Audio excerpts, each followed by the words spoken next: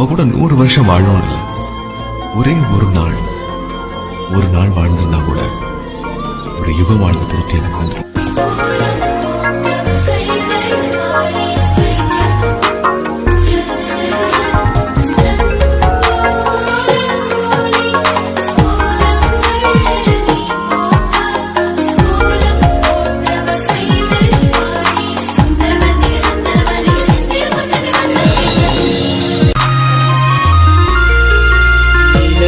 வாடகை வாங்கி வீட்டினில் குடி வைக்கலாம்.